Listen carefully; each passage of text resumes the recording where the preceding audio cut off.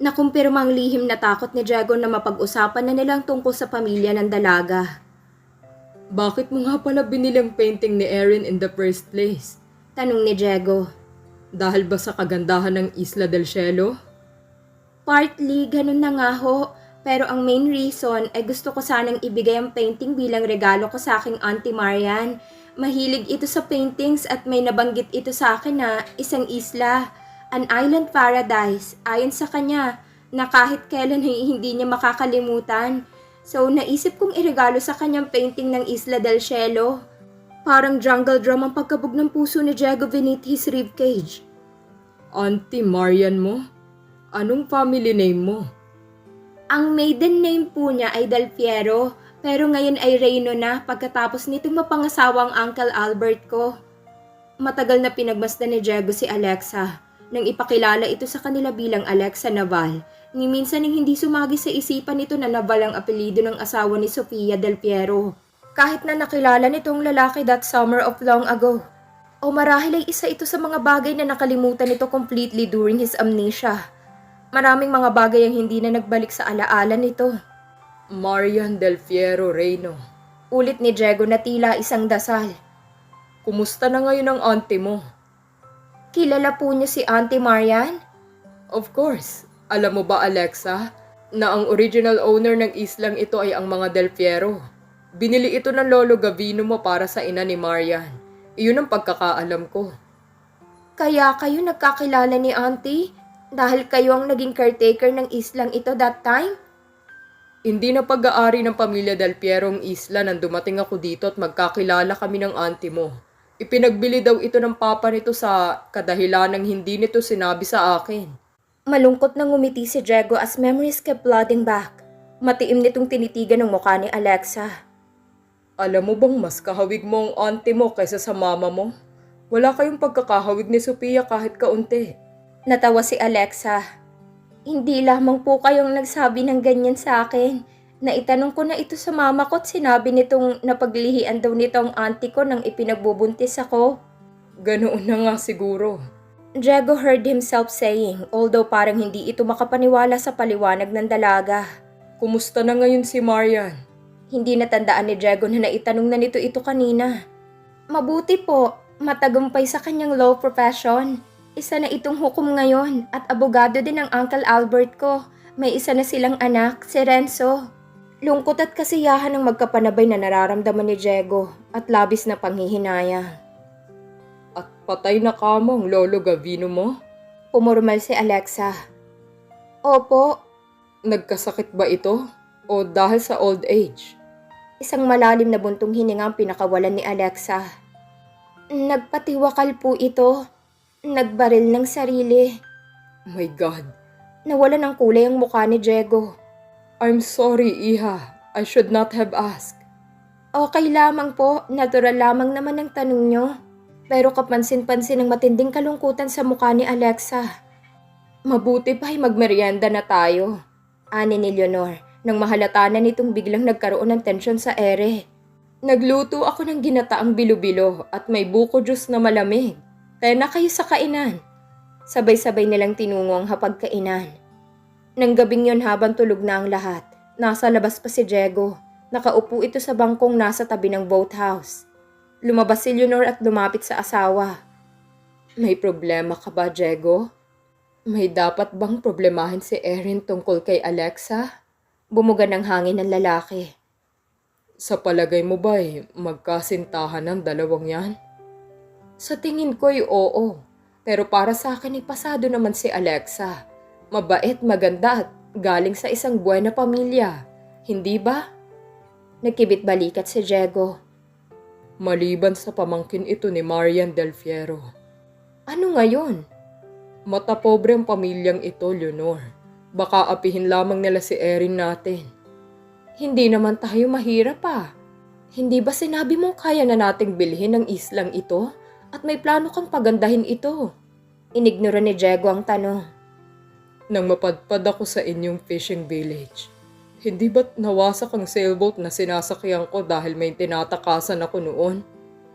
Oo, natatandaan ko ang mga sinabi mo. Ang sailboat na yun ay kay Marian Del Fierro. Leonor, at tumakas ako sa puot at paghihigante ng ama nitong si Don Gavino. Bakit? Anong kasalanang nagawa mo sa kanila? Wala, maliban sa minahal kong anak nitong si Marian. Minahal din ako nito at may namagitan sa amin during that wild summer. Nakaraan na yun, Diego. At may asawa ng babaeng binanggit mo. Marahil ay maligaya na ito ngayon sa buhay nito. Sa palagay mo ba'y tututol ito sa relasyon ng pamangkin nito at ni Erin? Umiling si Diego. Hindi ko alam, Leonor. Pero hindi maganda ang pakiramdam ko sa relasyon ng mga bata. Hindi ko maintindihan kung bakit. Huwag mong pansinin yan. Baka hindi ka pa lamang handa na mawala sa atin ang ating kaisa-isang anak. Ganoon nga sana. Itong ipinagdarasal ko, Leonor.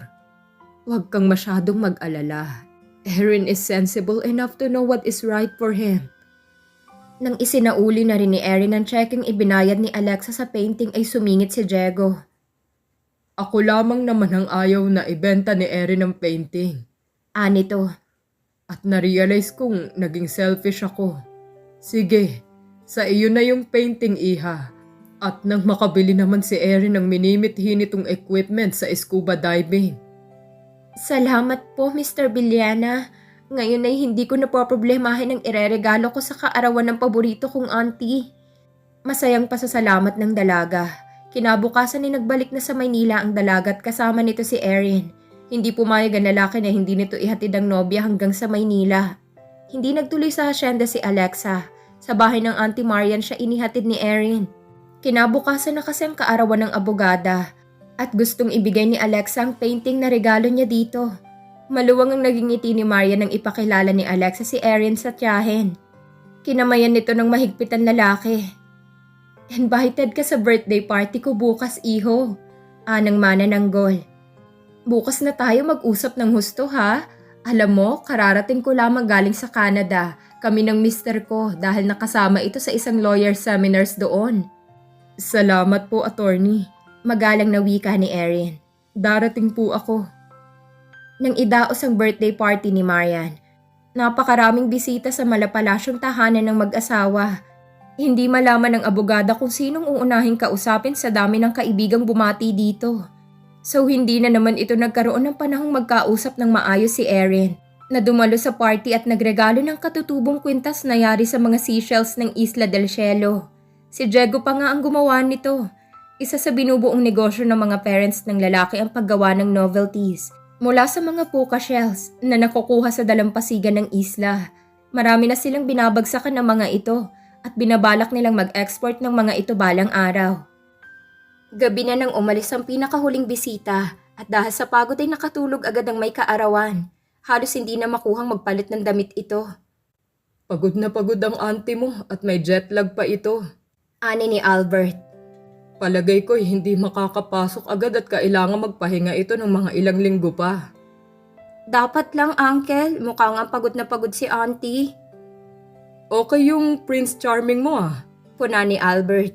Mukhang maginuot, mabait. Marunong ka palang pumili. Biro pa nito. Kiming napangiti si Alexa. Mabait talaga si Erin. Aniya. Tinanghali ng gising si Marian kinabukasan. Nakapasok na si Albert sa law office nito nang magising ito. Si Renzo naman ay sinundo ng kapitbahay nila para maglaro ito doon. Kalaro ng bata ang anak ni na Mrs. Isidro. Palaging sinusundo ng ginang ang anak ni Marian at madalas ay doon na kumakain ang bata. Good morning, Auntie! Bati ni Alexa sa tiyahin. Mukhang fresh na fresh tayo ngayon ah. Oo, nakapagpahinga ko ng husto. Anito. Ang uncle mo. Pumasok na ho, tawagan na lamang daw niyo siya kung may gusto kayong sabihin. Halika, buksan natin ang mga regalo sa birthday ko. Anang abogada. Nag-almusal na ba kayo? Uminom na ako ng kape at kumain ng toast bread with butter.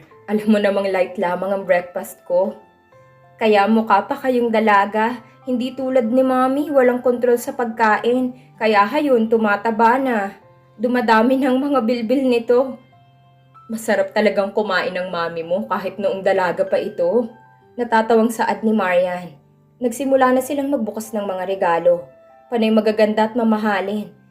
Lalo ng mga nanggaling sa mayamang naging kliyente ng abogada na naging satisfied sa professional services nito.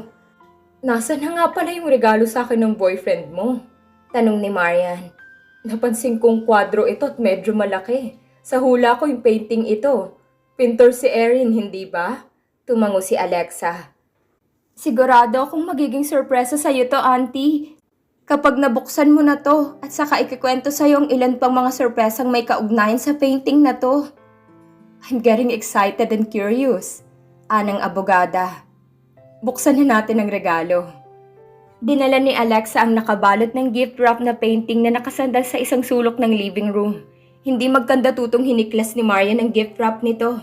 Noon lamang nito nakitang masayang-masaya si Alexa at gusto nitong malaman ng mga sorpresang sinasabi ng dalaga. Tumambad kay Marian ang larawan ng Isla del Cielo. Kahit na hindi pa nito nababasang label ng painting, kilalang kilala nitong isla. And then dumakong paningin nito sa signature ng painter sa bottom right-hand corner ng painting, Erin Beliena. Para kay Marian, tila tumigil sa pag-inog ang mundo ng mga sandaling yun. Parang tumigil din ang pagpintig ng kanyang puso. Agad nitong napag-ugnay ang family name ng Beliena sa Isla del Cielo. Oh my God! Sa loob-loob niya at pumintig ang ugat sa kanyang sentido. Naging kapansin-pansin kay Alexa ang naging reaksyon ng kanyang tiya. Hindi niya mahagip ang kahulugan nito.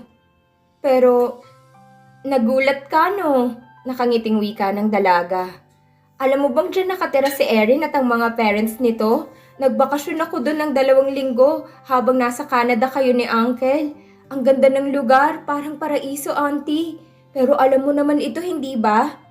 Marian kept staring at Alexa at sa pakiramdam nito ay namamanhid ang katawan nito. Sinong mga parents ni Erin Beliena? Gumatol ang tinig ng abogada.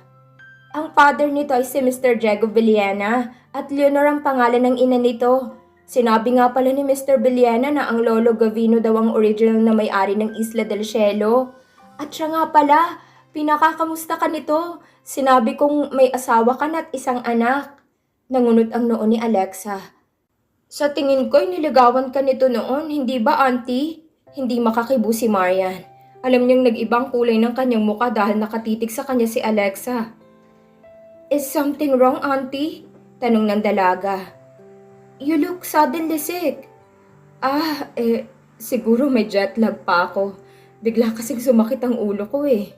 Ani ni Marian at hinimas nitong sentido. Ano pang nalaman mo tungkol sa mga parents ni Erin? Sabi ni Erin, natagpuan daw ng lolo nito at ng nanay nito si Mr. Beliena na walang malay, na lumulutang sa dagat sa malapit sa fishing village nila. Nawasak daw yata ng bagyong sinakyang sailboat nito. Inalagaan ito ni Aling Leonor dahil matagal itong nagkasakit ng amnesia. In the process, pinakasalan ni Mr. Beliena si Aling Leonor at si Erin ang kaisa-isang anak ng mga ito. Very romantic nga eh. Balak kong gawing plot ito sa isa kong love story na isusulat. Hindi malaman ni Marian kung anong sasabihin nito sa kausap. Paano nito masasabing ito ay anak nila ni Diego Beliena at si Erin ay kapatid ni Alexa sa ama? Hindi pa nakaka-recover si Alexa sa malagim na trahedyang nangyari sa buhay nito nang paslangin ang papa niyang nobyo nitong si Jay. Sa tingin ng abogada, nagsisimula pa lamang na maging maligaya ulit at normal si Alexa. Hindi niya maaaring sirain ang pag-asang sumibol sa bagong puso ng dalaga, sa bagong pag-ibig na natagpuan nito kay Erin. Pero hindi maaari sa loob-loob nito. Lord, magiging incestuous ang relasyon nila kapag nagkataon at hindi niya mapapayagan ito. Kailangan malaman ni Alexa na kapatid nito sa ama si Erin Beliena. Pero magkakaroon ng masamang chain reaction ang kanyang sasabihing ito. Mabubunyag na anak nito si Alexa sa naging wild affair nila ni Diego. Masusuklam dito tiyak ang dalaga at maaaring masiraan na ito ng bait.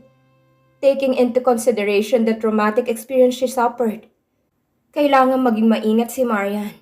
Kailangan manatiling lihim ang lahat hanggat maaari. She shuddered just by thinking of the consequences. Hindi na malaya ni Marian na nawala na sa harap nito si Alexa. At nang bumalik ito ay may dalang isang baso ng malamig na tubig. Inumin mo to, Auntie. Baka makatulong. Hindi maganda ang kulay mo. Ininom niya ang tubig. Inubos niya ito at nakadama ng ginhawa si Marian. Huminga ito ng malalim. Kailan kayo magkikita ni Erin. Baka pagkatapos na ng bakasyon dahil mag-a-attend ito ng art seminar sa Bacolod.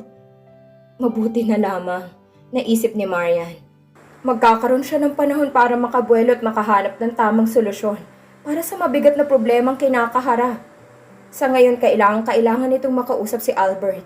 Kailangan nitong payo ng asawa. Kahit na mangangahulog ang masasaktan ng lalaki kapag muling naungkat ang nakaraan nito at ni Diego. Siguradong hindi alam ni Diego na nagkaanak sila. Naisip ng abogada. Una sa lahat, nabalang apelidong taglay ni Alexa. Kung malaman man ni Diego na Del Fierro ang ina nitong si Sophie, tsak na si Paulo ang alam nitong ama ng dalaga. Tinawagan nito si Albert. "Oh love, kamusta ka na?" Tanong ng lalaki. "Nakapagpahinga ka na ba ng mabuti?" Si Renz. Nakay na Mrs. Isidro ang bata. As usual, naglalaro. "Albert, kailangang magkausap tayo. Ngayong lunchtime kung wala kang appointment. Magkita tayo sa dati nating kinakainan. Sa malapit sa iyong opisina, okay lang ba?" "Of course naman, darling. Pero bakit tila tensyonada ka? May nangyari ba sa bahay? May problema ba?" "Wala. Walang nangyari. Mamaya na tayo mag-usap, okay?" "Sure. Anong oras ka makakarating?" "Gagayak na ako ngayon. Nariyan na ako before 12. "Hihintayin kita." Parang binukang gripong bibig ni Maria nang sabihin nitong problema sa asawa habang kumakain sila. Halos mabulunan ito sa tensyon. "Hey, cool ka lang, darling," ani ni Albert. "Dapat mong malamang may nakalaang solusyon sa bawat problema. Ang kailangan mo ngayon ay katatagan and clear mind." Gustong maiyak ni Marian. "Anong gagawin ko ngayon, Albert? Ayokong guluhin ang mundo ni Alexa. Kapag nalaman niyang half-brother niya si Erin, it will break her. But definitely, kailangan malaman ni Alexa ang katotohanan kahit na masaktan siya," ani ni Albert. "You have to break it to her gently and tactfully," nag-isip ang lalaki. "Ilang araw daw siya sa isla, na itanong mo ba?" "Mahigit daw 2 linggo. Niyaya daw siya ni Erin." "Naitanong mo ba kung may intimacy na namagitan sa kanila ni Erin Villena?" Umiling si Marian at namasasaluha ang mga mata nito. "I wanted to ask pero natakot ako sa magiging kasagutan ni Alexa, Albert. Alam mong hindi na inosente ang batang yun pagkatapos ng relasyon nila ni Jay. Madali na para ditong ipagkaloob ang sarili sa lalaking mahal nito. And you know, Alexa, may pagka-impulsive ito." Huminga ng malalim si Albert. "Ipagdasal na lamang natin na kapag may namagitan nga sa kanila ni Erin, sa loob ng 2 linggong ipinamalagi ni Alexa sa isla, na hindi ito nabuntis." Nasapo ni Marian ang sentido nito. "Oh no, Albert, huwag mong sabihin yan." "Pero posible, hindi ba, Marian? Kailangan maging handa tayo." Biglang naalala ni Marian si Sophie. Hindi ko alam kung bakit pinayagan ng ate itong pumunta sa Isla del Cielo. Mula nang mangyari ang namagitan sa kanila ni Diego so many years ago, ang Isla del Cielo ay hindi kailanman nabanggit sa loob ng asyenda. Parang naging aloof ang lahat na pag-usapan ito.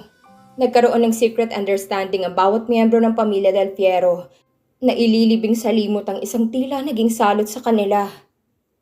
"Tulungan mo ako, Albert, please." Nangilid ang luha sa mga mata ni Marian. "Sa palagay ko, ang una mong dapat kausapin ay si Diego Villena. Puntahan mo ito sa isla at nang magkausap kayo. Baka may nalalaman nitong paraan para sa ikalulutas ng problema. After all, anak nito si Alexa." "No, don't even suggest this, Albert. Hindi ako maaaring makipag-usap sa kanya o muling tumungtong sa Isla del Cielo." "Huwag mong pairanin ang pagka-sentimentality sa pagkakataong ito, Marian. Mabigat ang problema mo. Kailangan pag-usapan niyo ito ng ama ni Alexa." "Pero huwag mo na akong alalahanin, naiintindihan kita, and I love and trust you, my darling. Sorry na sa pagkakataong ito hindi kita lubusang matulungan dahil buhay pa ang totoong ama ni Alexa. Samahan mo ako, Albert." "No, makakabigat ako sa problema. Kailangan malaya kayong makapag-usap ni Diego. Intindihin mo ko, Marian." Naigiit ni Albert ang suhestyon nito sa asawa.